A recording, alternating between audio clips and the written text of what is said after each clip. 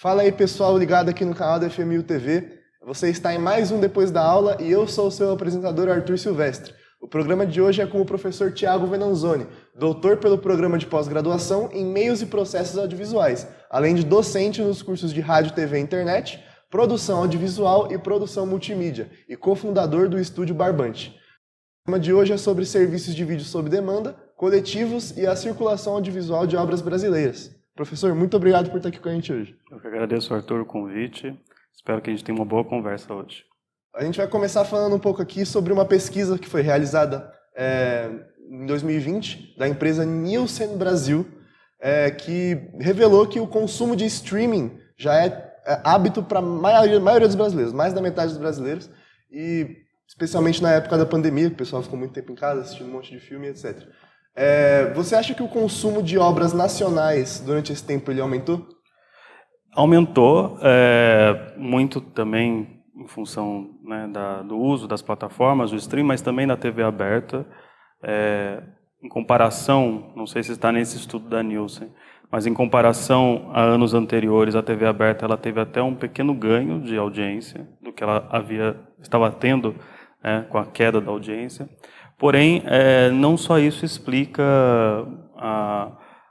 o consumo de produção audiovisual nacional, e eu acho que também não é uma responsabilidade apenas das plataformas, né? Essa é uma discussão muito longa em torno de como o consumo audiovisual brasileiro tem limites no sentido de consumo ou de acesso, mas é algo que já vem de muito tempo de um aumento da produção nacional de pelo menos uma década. Um fator importante nessa dimensão do consumo, ou melhor, da produção e também do consumo de produção audiovisual nacional se dá por uma lei que foi promulgada em 2011, que é a SEAC, a Lei da TV Paga, de cotas, que você teve um ganho exponencial muito grande da produção nacional. E, obviamente, essa produção circulando em TV paga, que é o que manda a lei, mas também sendo comprado esses materiais, essas produções, esses produtos sendo adquiridos por outros meios de produção. Não tem como também deixar de levar em consideração, para além das plataformas, o consumo audiovisual de uma forma geral, né? Aumentou-se o consumo de produções audiovisuais, por exemplo, pelo YouTube, que não é uma plataforma paga, ou pelo menos parcialmente paga, né? Que dá para, enfim, fica muito a cargo de quem produz também fazer a postagem desses vídeos e tudo mais. E as plataformas de redes sociais, que também se transformaram, de alguma maneira, em plataformas audiovisuais.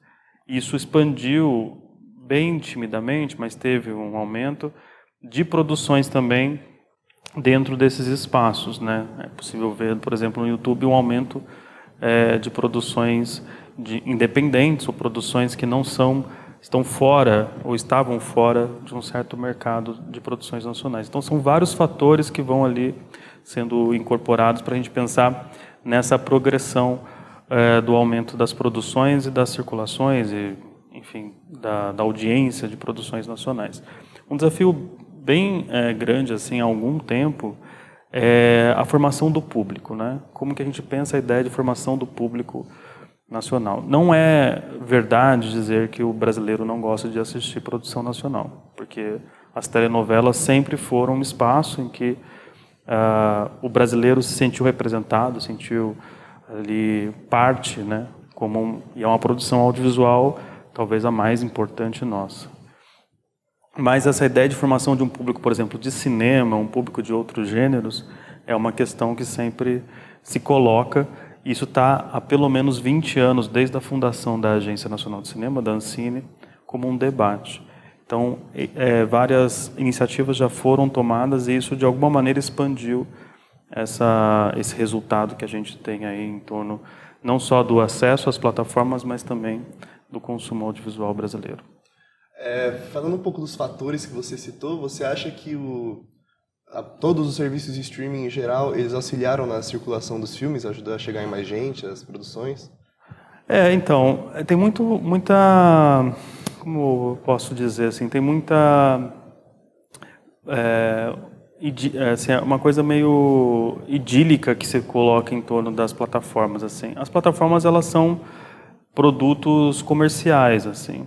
Então, elas por elas mesmas não estão muito interessadas, a não ser que tenha ali uma resposta comercial, a financiar ou a investir em produções nacionais. Então, aí tem uma discussão que é muito importante, uma discussão que está em curso, e eu convido vocês todos que estão assistindo e vendo a gente de se inteirar nessa discussão, porque tem a ver, né, sobretudo se vocês forem produtores audiovisuais, produtores, né, de conteúdos audiovisuais, é um tema que interessa muito a vocês, é a regulação dessas plataformas no Brasil. Essas plataformas, elas agem no Brasil hoje a partir de demandas ou leis do mercado, mas elas não têm ali responsabilidade em lei para financiar ou dar espaço para as produções nacionais, né? Então, essa é uma primeira discussão que a gente pode trazer em torno das plataformas.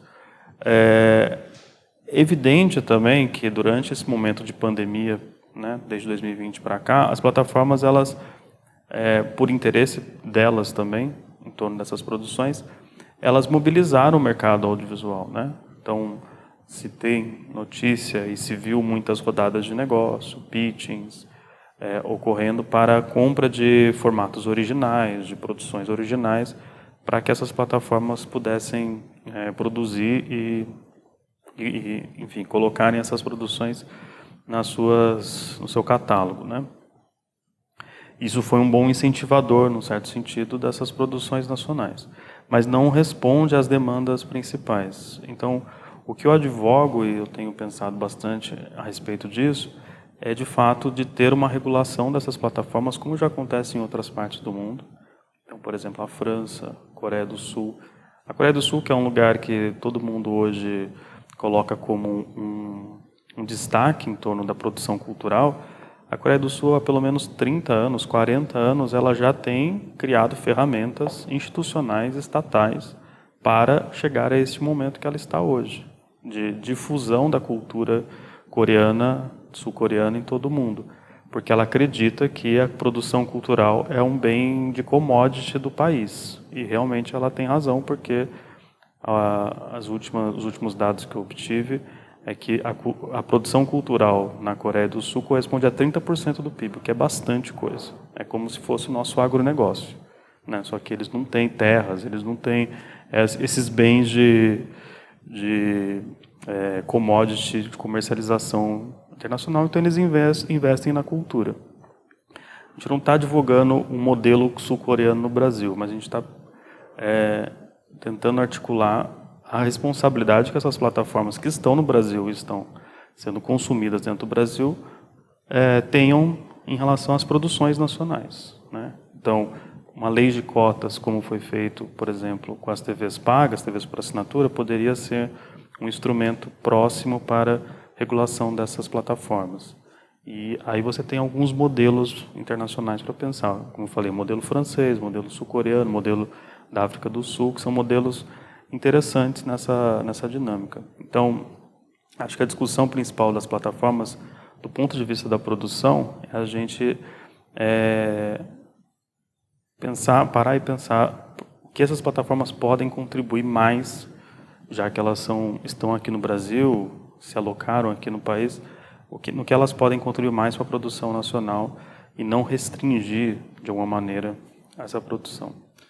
Então, a gente já entrou meio que nesse assunto, mas eu queria saber, porque, tipo assim, a Netflix, a Globoplay e muitas plataformas de streaming, elas estão investindo muito na produção local, nos últimos tempos, no Brasil, principalmente.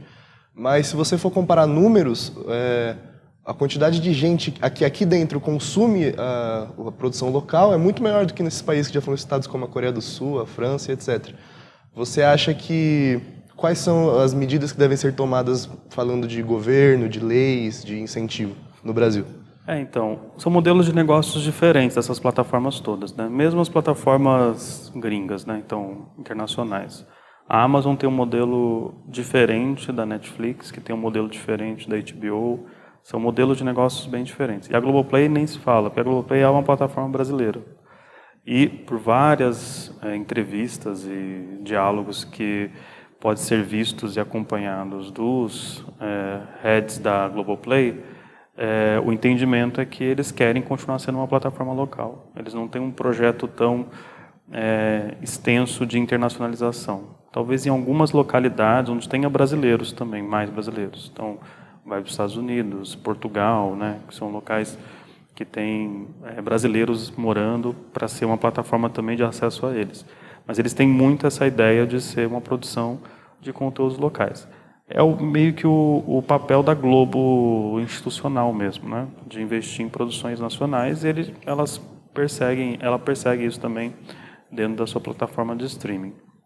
Então eu tiraria um pouco a Globoplay dessa discussão, porque ela já cumpre uma função importante dentro da produção nacional e de investimento na produção nacional. Há essas outras plataformas, independente dos modelos de negócio, eu advogo, como estava comentando, né, uma regularização em alguns níveis. Por exemplo, uma quantidade X de produção nacional em comparação com as produções de outros países que lá, e mesmo produções norte-americanas que lá estão, nessas plataformas.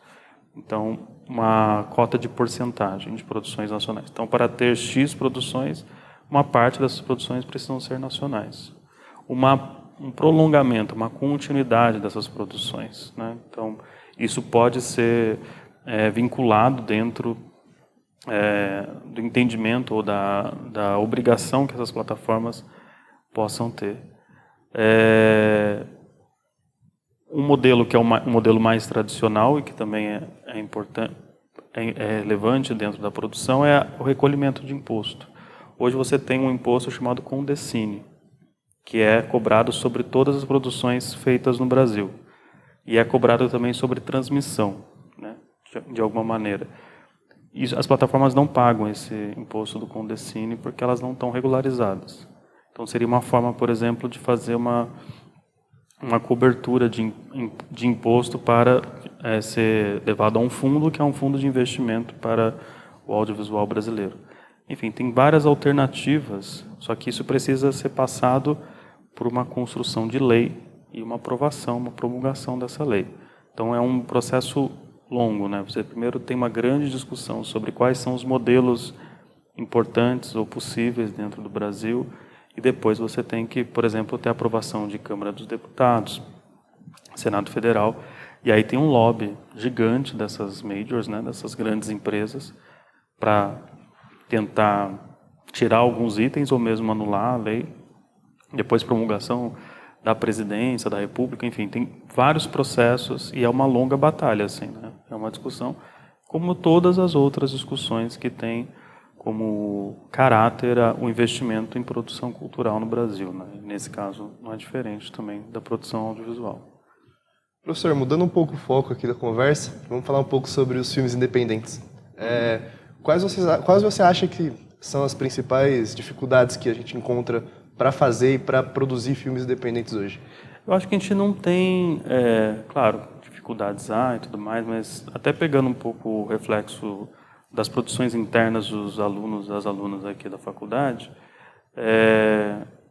não há grandes questões hoje em dia em relação à produção, porque os equipamentos eles estão bem ou mal mais acessíveis, né? Apesar de custos que ainda se levam em torno desses equipamentos. As equipes não precisam, há um entendimento que as equipes também não precisam ser tão extensas, né? Dá para produzir com equipes mais reduzidas e tudo mais. A grande questão ainda passa a ser a dimensão da circulação.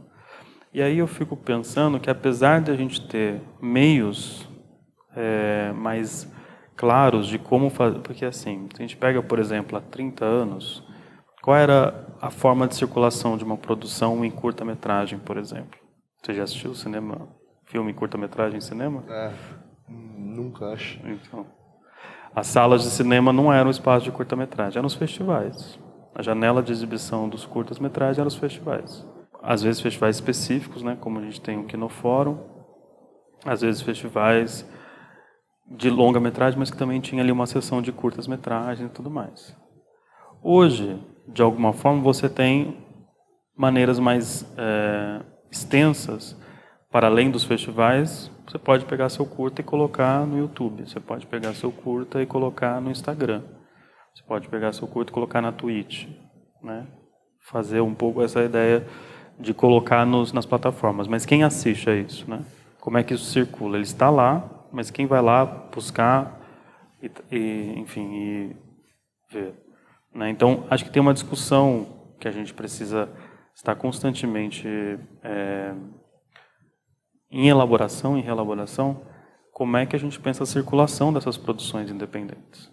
De que forma essas produções independentes chegam numa sala de cinema, que seja, né? Ou em outros espaços, em outros lugares. Para além de as janelas de exibições que nem sempre elas estão aí abertas, ou elas são limitadas, ou elas têm uma curadoria que não atende à demanda hoje de produção. Então, a gente tem muitas produções e pouca gente assistindo essas produções, não em função da qualidade ou do caráter dessas produções, porque falta ainda espaço para que essas produções cheguem. Então, acho que a gente também precisa discutir, nesse âmbito da circulação, qual é o papel dessas plataformas em torno dessa circulação independente, né? Porque também hoje em dia, e aí pode ter uma discussão em torno também dessa legislação, hoje em dia, quando a Amazon vai querer produzir uma produção brasileira, ela vai atrás da O2, da Conspiração, das grandes produtoras, né? Não vai atrás da produtora, não sei, do Capão Redondo, né? Que tem produtoras audiovisuais lá também. Ela vai atrás da Conspiração, da O2, etc. Porque não há algo que diga a produção mais periférica ou as produções mais independentes, a gente pode colocar nesse grau de mais ou menos independentes, precisam ser atendidas também, porque essas produções elas existem, essas produtoras existem, coletivos audiovisuais existem, estão produzindo, né? Então, como é que a gente faz chegar nesses lugares e mais, como é que a gente pensa as maneiras dessas produções chegarem aos seus públicos ou chegarem numa circulação? Aí tem várias discussões que a gente pode tentar pensar. Mesmo a plataforma pública, a SPCine, que é uma empresa pública de cinema aqui de São Paulo, tem uma plataforma, a SPCine Play. É uma plataforma on demand, é uma plataforma de streaming. Mas ela está sublocada na Look, que é uma plataforma gringa que subloca a SPCine. Então ela até coloca lá curtas-metragens, algumas coisas, mas ela não tem como expandir, ela fica ali limitada, né? Então tem várias discussões que a gente pode pensar da maneira pela qual essas produções independentes, as mais ou menos independentes, porque há um entendimento de alguns lugares que aqui no Brasil não tem produção mainstream, que é produção grande mesmo, é só as produções norte-americanas. Aqui qualquer produção é independente, né?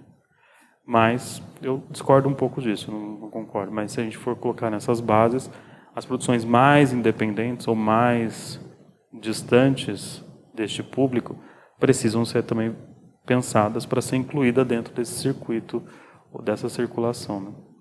É claro. Professor, a gente entrou já mais ou menos nisso, mas eu queria saber como as plataformas de streaming elas ajudam as produções independentes, os curtas-metragens, e o que elas podiam fazer para ajudar mais ainda. Hoje muito pouco, assim. Curta-metragem tem algumas produções em curta que entram na Netflix, a gente não sabe, assim, mas tem produções curtas-metragens, mas produções nacionais, assim, é muito pequena em comparação com a produção em curta-metragem. E eu tenho um olhar especial para o curta-metragem, porque o curta, ele é o espaço, assim, não só o primeiro, mas é um espaço contínuo de produção e de renovação, de inovação, porque dificilmente hoje um produtor audiovisual, um produtor de cinema recém-formado, por exemplo, ou com pouca experiência, vai se arriscar num longa-metragem. Ele começa pelo curta-metragem, né, que é o espaço de experimentação, de entendimento na linguagem e tudo mais. Até por isso a gente sempre incentiva aqui na faculdade a produção em curtas-metragens. Só que assim, tem essa grande produção, né? Essa produção imensa, com pouca visibilidade. Quando chega um, chega dois nessas plataformas. E a gente quase não vê. Então, elas contribuem muito pouco. Assim. Onde eu vejo mais curtas-metragens nessa dinâmica de plataformas é na plataforma da SP Cine Play, como eu falei. Agora, você tem outras iniciativas que são interessantes. Tem uma plataforma, por exemplo, audiovisual, um serviço de streaming também, mineira, chamada Cardume, que ela só vincula curtas-metragens. É uma plataforma específica para curtas-metragens. A Todisplay, que é uma plataforma vinculada à Associação dos Profissionais do Audiovisual Negro, da APAN, também tem uma quantidade considerável de curtas-metragens. Então, você tem iniciativas privadas, menores, nichadas, de tentar pensar essa produção de curtas-metragens, essa produção mais autônoma, mais independente, né? Essa produção a partir dos próprios coletivos. Mas as grandes plataformas, elas têm pouca ou nenhuma contribuição, se a gente colocar isso em dados, em números, né? A essa produção mais independente, né? Essa produção em curta-metragem, por exemplo. Professor, voltando a falar do streaming agora, você acha que ele influenciou na quantidade de gente que vai assistir o cinema numa sala de cinema mesmo? Você acha que ele teve algum papel no número de pessoas, assim?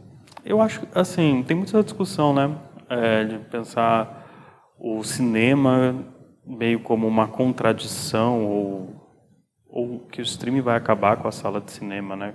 Colocando essas coisas meio que em lugares fechados. Eu nem acho que o streaming vai acabar com o cinema, assim como também não acho com a sala de cinema, assim como eu também não acho que uma influencia a outra de alguma maneira, assim, diretamente. Então, assim, não é que o público de sala de cinema vai, por exemplo, assinar a HBO para assistir o Batman, que não assistiu no cinema porque é o filme do Batman, enfim. Eu acho que são formas de consumo ou formas de ver distintos, assim. E a sala de cinema, ela tem um caráter que o streaming nunca vai conseguir plenamente realizar, que é a ideia de encontro social, né? De uma espécie de hábito, de, por exemplo, antigamente de ir à Rua Augusta, por exemplo, e assistir o cinema de rua lá, ou o Cine Marajá no centro de São Paulo. Hoje em dia, de ir ao shopping com uma turma de amigos, passar na Americanas e ir para assistir um filme, entendeu? Que é um hábito, é uma forma de a gente se encontrar amigos, dar rolê e tudo mais. O streaming nunca vai cumprir esse lugar, né? Ele nunca vai conseguir plenamente dar conta disso, né? Porém, quando eu quero, por exemplo, no fim do dia, depois de um dia extenuante, deitar na cama e assistir o streaming, eu tenho lá o streaming para assistir, né? Então, são lugares ou formas de consumo completamente distintos, pelo menos eu vejo dessa forma. O que as empresas estão pensando, né? Os estúdios, as empresas que têm plataforma, é nessa dimensão também. Eles estão pensando que eu posso produzir, quer dizer, eu posso trazer o consumo do cinema, eu posso trazer o consumo do streaming de forma separada. Entretanto, para as empresas é mais vantajoso a gente assistir pelo streaming, porque ela não tem um intermediário. Então a Disney Plus, né, que é a plataforma da Disney, quando a Disney quer colocar um filme dela, ou da Marvel, todas as empresas que fazem parte do grupo, numa sala de cinema, ela tem que negociar com que seja pela rede Cinemark, ela tem que negociar com a Cinemark. Ela tem que negociar com os donos da sala, né? E aí você tem um intermediário. Na plataforma não. Ela vai e coloca lá. É claro, ela tem um custo de manutenção dessa plataforma que não é pequeno, mas ela pode fazer mais diretamente este vínculo com o seu público. Agora, ela sabe também, ao mesmo tempo, que são formas ou modos de consumo diferentes e que isso dificilmente vai deixar de existir, assim. Então ela vai continuar colocando, a Disney vai continuar colocando o filme dela no cinema e também na plataforma. Professor, muito obrigado pela conversa que a gente teve aqui agora. Tenho certeza que o pessoal de casa gostou muito. E muito obrigado vocês aí que acompanharam a gente até aqui. As redes sociais do programa vão estar aqui na descrição. Muito obrigado e eu vejo vocês semana que vem.